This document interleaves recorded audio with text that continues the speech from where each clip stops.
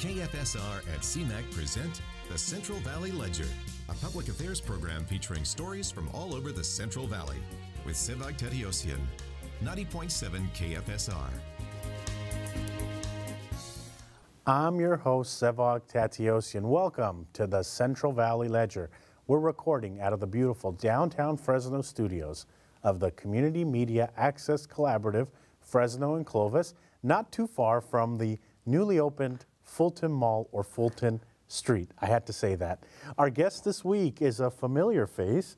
He's been on the program multiple times. He's our historian. You're our pocket historian of the program. Thank Mr. you. Ron Genini, welcome to the program. Thank you very much. Thank you very much. Glad to be back. So for the record, you were my high school teacher, and so Right. that Mr. Genini title, I'm always going to say. I'm comfortable with that. Welcome to the program.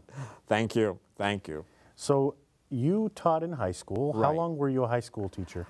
Actually, 35 years. I taught at Central for 34 years.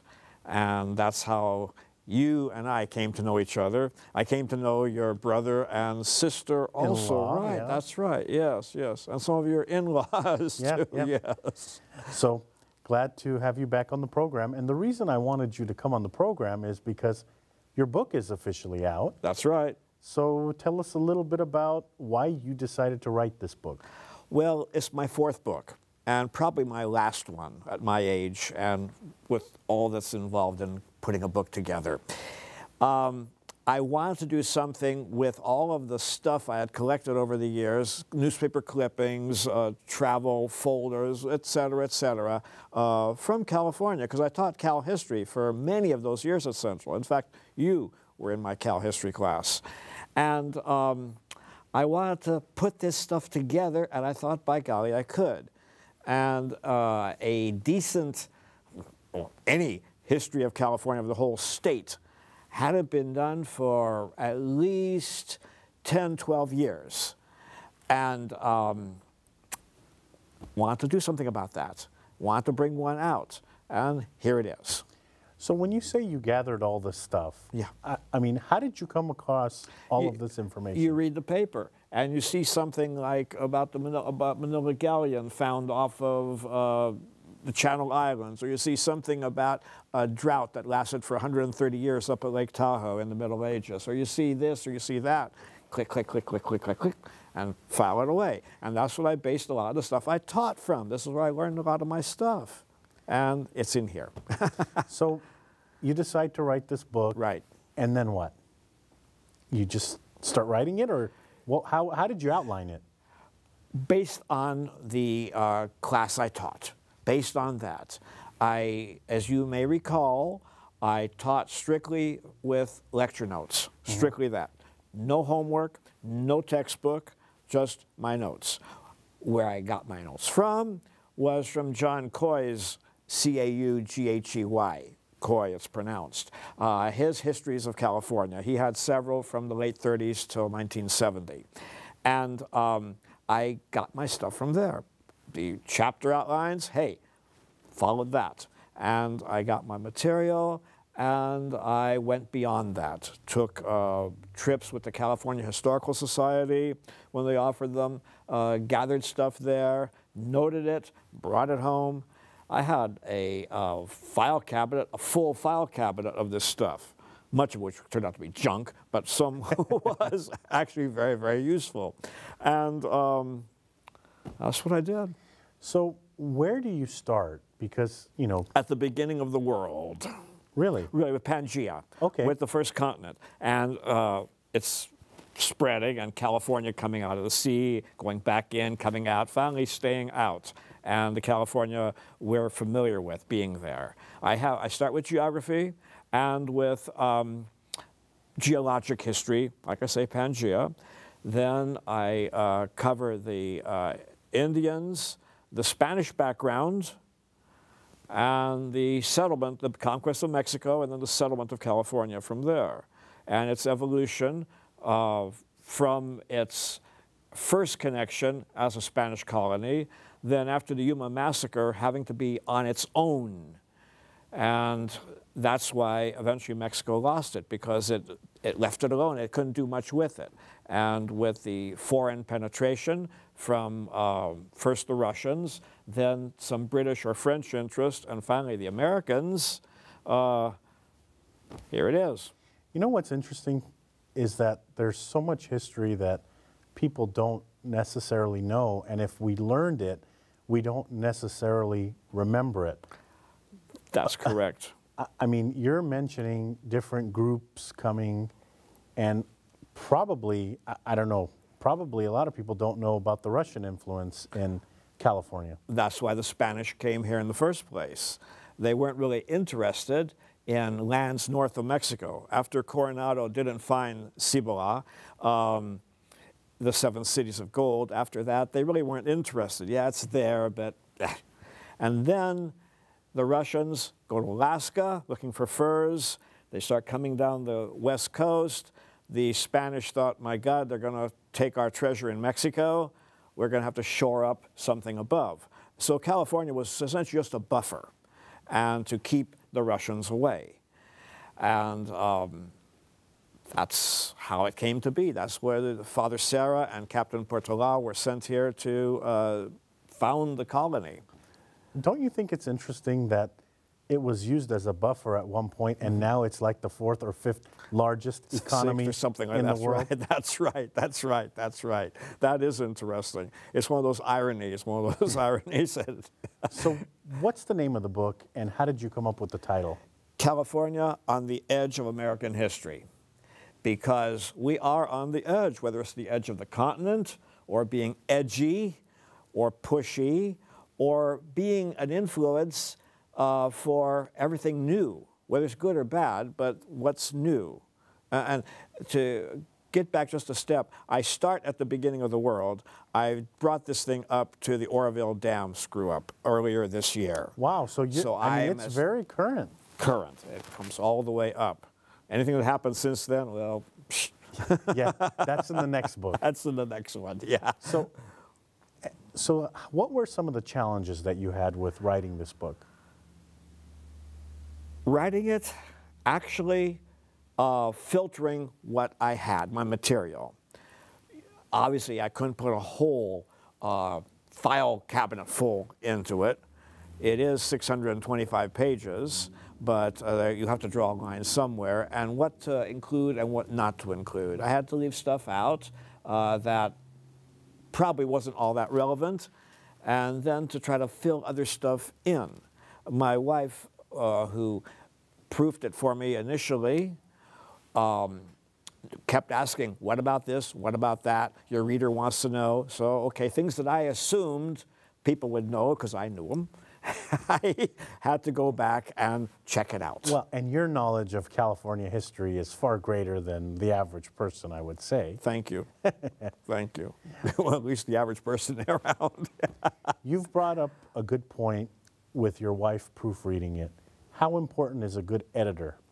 You need editing. You do, because I don't care who you are, you cannot see what the other people see. You can't. You only see it from your perspective. You know what it is you're writing about. You know. Do they? You have to have someone who questions you and asks you, what's this mean? Explain this, etc., etc. Also, an editor is there to catch mistakes here and there. And I'll add, no matter how good the editing is, something is going to slide through. Something's going to slide through. This book was proofed by several people, and the publishers themselves, in issuing this book finally, the final one, everything's supposed to be caught. It went into Kindle also last week, and the Kindle editors, they're connected to these people, sent me a list of errors. Wow, even after. Yeah, and it was their machines that caught it. So there were 4 errors they found. Okay, you know, it happens. It happens, you know. So I changed them, I corrected them, but that's about it. You have to have someone do it for you. You have to have someone edit it for you. I also farmed the chapters out. There are 20 chapters. I farmed them out to former students, co-workers, friends, what have you, family. And please read this. If you like it, would you buy it? If you don't like it, why don't you like it? That's a smart maneuver. And so I had every chapter covered that way. And got most of the people liked all of the chapters. Came out that way. I had to hire an indexer, and they ain't cheap. But I hired an indexer because they know what to look for to make an index for you. So did that. Pictures. I was limited to 40 illustrations inside. I wanted 2 maps, one of the counties and one of a political and physical map combined, showing highways and what have you. The other pictures, I was able to get some were public domain. Others you get from different museums or libraries. And they cost money. They cost money. Some were firm prices. For example, well, I'll give you an example. With one, there's a picture that Robert Altman, who did all of the photos of the hippies in the 60s. Any hippie photo you see, it comes from Robert Altman in the East. He said, well, $400 for that. I said, I'm used to paying $300. He said, $300? Okay, $300. I should have said 200. Yeah, he would have. Sounds like he would have gone with that. Yeah, he would have accommodated, I think. He may have said 250, but now right next to it's a picture of dancing hippies in Berkeley. Right next to it's a picture of a riot in Oakland during the Vietnam War, and it came from the Oakland Museum, and it was 4 big ones. No negotiation, no $3.99, no $3.95. If you want it, $400, 1 use, okay? So, no, 2 uses. You get to use it in your Kindle also.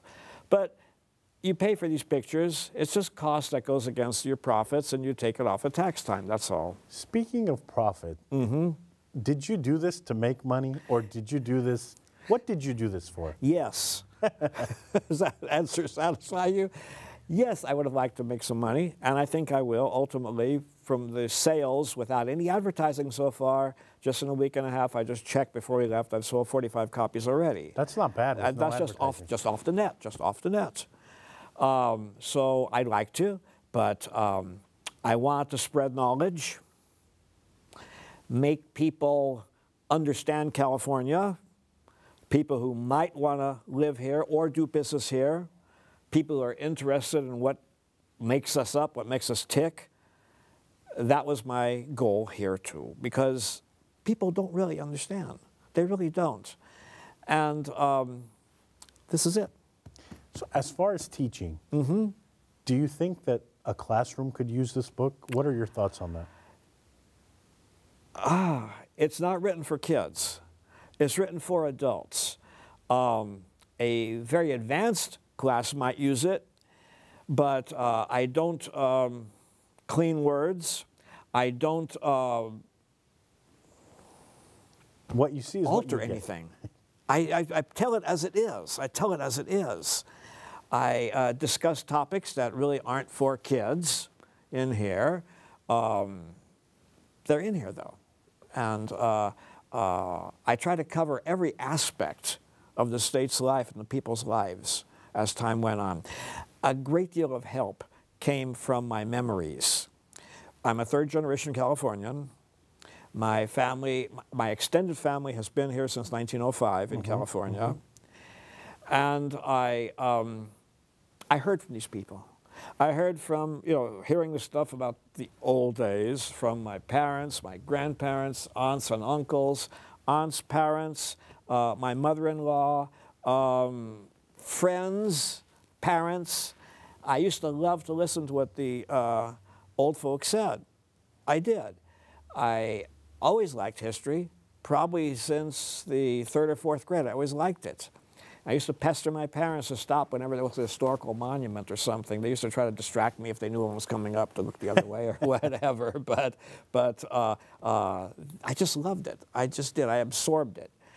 And I was reading history and age-correct history and fiction, historical fiction, when I was a kid.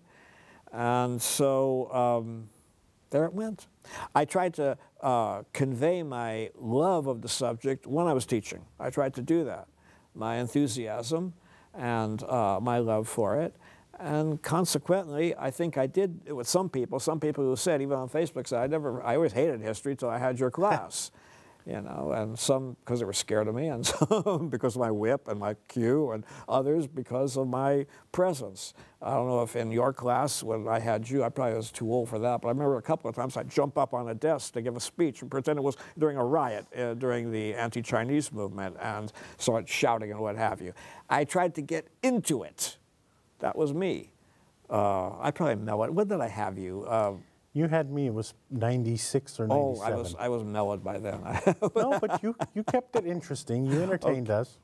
But not with the same enthusiasm, just I was there. But yeah, I remember, yeah, in the 90s. Who should read this book?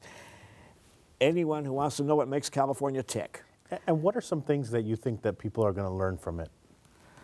How we came to be what we are, and why we have problems today. No one's going to say we don't have major problems in this state today. And I try to give the source, the political and economic sources here. It's all in here, you know, and how it came to be, our political system, how it came to be, our economic situation, how that came to be, who were the players in this. They're all there. Once the book was done, what happened next? Try to get it published. Talk about that process. That's an interesting process. I went through a publisher's directory and found 100 possible agents. You need an agent. Well, you do sometimes. I contacted these people, and I will say candidly, as a group, they're rude. I got back 40 answers. Wait, rude? These are people that are that will make money if they... A lot of them, I understand, are not doing that well anymore. Yeah, See, yeah. that's it, they're not. The market's changed, and here's where it's changed. It used to be that you would not self-publish. You wouldn't. It was considered very, very below any intellectual achievement to self-publish. But as more and more of these agents are not doing their jobs, and publishers themselves are pulling back or being absorbed by others, now self-publishing has become respectable. In fact, two books that were mentioned in the Bee, the only two local books mentioned in the Bee last Sunday, were mine and by a gentleman who wrote about his life in Panama, and he's the same, he did his through Amazon, mine's through CreateSpace, which belongs to Amazon. You send it to them, and yeah, you pay for it. You pay to have it published, and they do a very good job. They do a very credible job. They do editing multiple times, excuse me. They change what has to be changed, with your approval, of course, and they set it up and they do a nice job. There it is. So just for our audience, yes. Did you self-publish this or did you go through someone? Well, I went through someone to do it. I have a computer. I could press print and do that, but I couldn't have done a job like this. No, I did it through CreateSpace, which, as I said, is an Amazon subdivision, just like Whole Foods.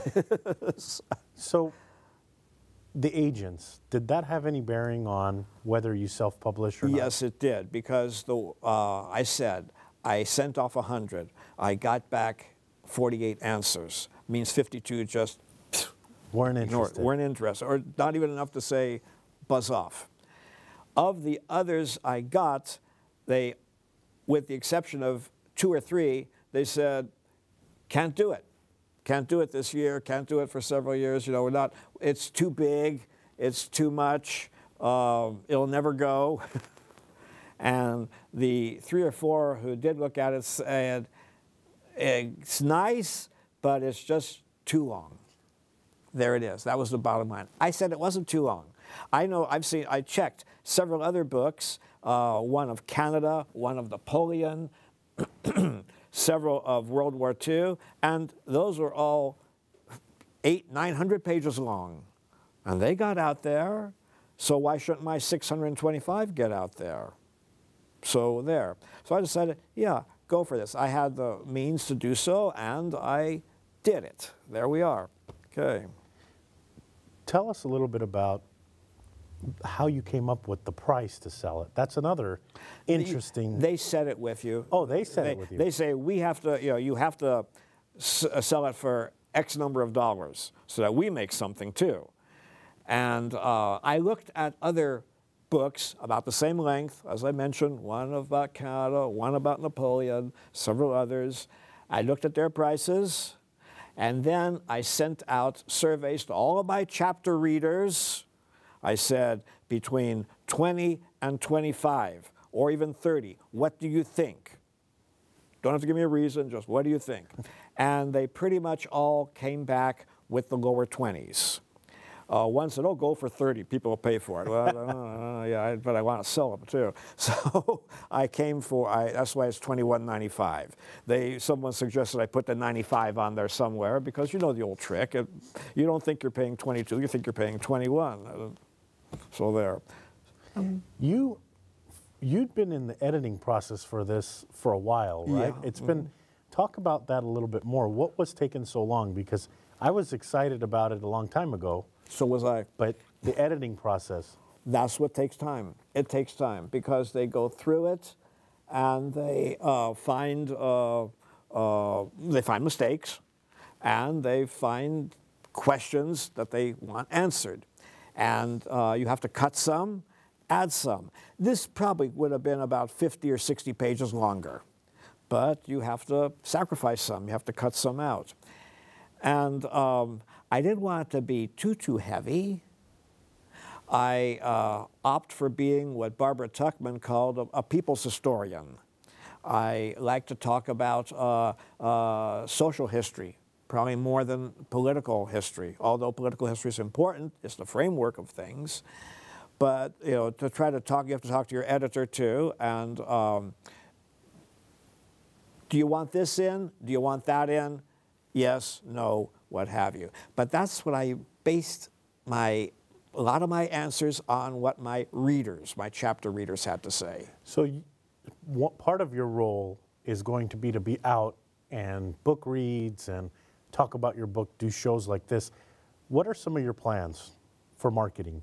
Well, since the Fresno Bee lost so many of its personnel a few months ago, Rick Bentley had said he'd do something, but Rick Bentley's not there anymore, so there. I've contacted Barnes & Noble and trying to work something out with them. They're separate from, they're rivals of Amazon, as you know, but they do have relations, and yeah, there are ways of getting onto Barnes & Noble and getting a book signing. I have to work with that with them. I am going to be pursuing that the next few days. As far as book readings, I'm going to check with the different book clubs around. There's a bookstore in Clovis I'm going to contact for a signing or a read. I'm going to contact papers elsewhere in the state and see if I can pick up something with them. Okay, like the Chronicle or the LA Times or whatever. I'm going to try. You've got a lot of work ahead of you. I do. Are you ready for it? Yes, I think I am. So how can people purchase the book or find out more information Easy. about it? You can purchase an actual book or you can purchase a Kindle, the same place. Go to Amazon.com and in the search bar, enter either my name. You'll find my other books there too. I'm not interested in selling them now. I don't get anything for them. But you can. I love your honesty, by the way. It's candor too. Yeah. Okay. Or you enter the book's title, California on the Edge of American History. Enter that in the search bar, and it brings it right up. This book is, as I say, $21.95. A Kindle is $9.99, and they've created something where if you buy both of them, you can get them both for like just under $25. It's something like $24.95, $96, something like that. But you can get both the Kindle and the paper book there. Lastly, advice, we're running out of time this week on the program, but briefly, what advice would you give to someone that wants to do a book like this? Do it. Do it. Do it. If you believe in it, do it. If you think it has a future, it has a market, do it. If not, it's never going to get out there. It may not go very far, but just like with the lottery, you know, if you don't buy the ticket, you ain't going to win. If you don't do it, you're not going to get it out there. Do it. You will get it out there. Trust me. You have to be willing to push hard. It took me several months before I zeroed in on CreateSpace. And I was advised by several people in the know to go that route. Do it. And keep pushing it. Keep pushing it. It's all a matter of, do you believe it'll work? There. Lastly, go ahead. Your favorite part of the book is what? For me, you mean in the text itself? Yes. Me, from the 1870s up through the Great Depression, those chapters. Something like chapter 10 through about chapter 15 or 16. 15, that's right. I know them now. And that's the part that's your favorite? That's my favorite. That's my favorite. The current stuff is current. I'm in it. I mean, it's around me. And the old stuff, well, I like it, but it's old. Perfect. Well, thank you so much for coming on the program this week. Thank you for having me. Thank you for bringing the book and finally introducing us to your latest work. Now, you've got to come out with another one after this. Maybe a second edition. Thank you for being here. Thank you for having me. That's all for this edition of the Central Valley Ledger.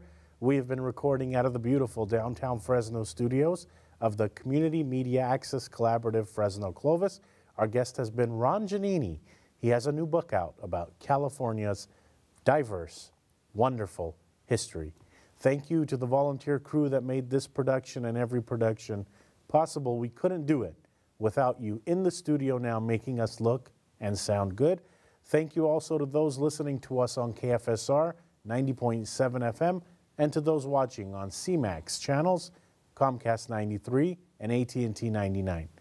Tune in next week to a new edition.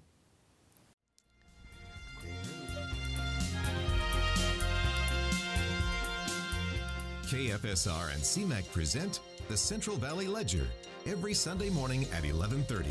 For a complete program schedule, visit kfsr.org.